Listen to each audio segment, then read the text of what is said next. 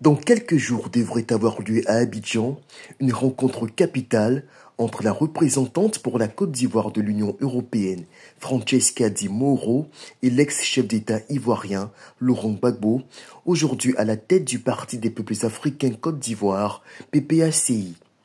Ce rendez-vous fixé pour la mi-novembre a, selon Jeune Afrique, été impulsé à l'initiative de la diplomate italienne qui souhaite discuter avec le candidat déclaré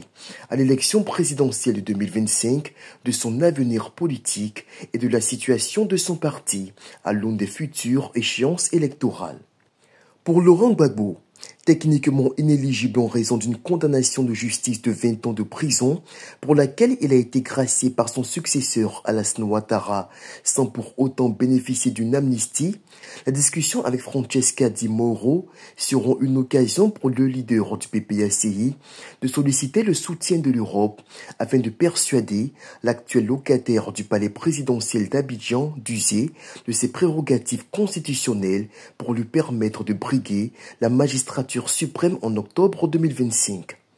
Si la pression des Européens pourrait être déterminante pour libérer les milliers de partisans de Laurent Gbagbo qui espèrent lui donner une dernière chance de reconquérir le pouvoir d'État,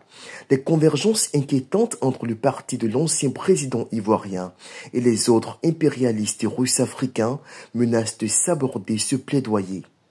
Entre autres éléments qui pourraient jouer en défaveur de Laurent Gbagbo, son soutien affiché au régime putschiste russe africain et sa proximité d'avec Awa Dombelo, nommé par le Kremlin depuis décembre 2023 comme le vice-président de l'Alliance des BRICS, chargé des projets stratégiques.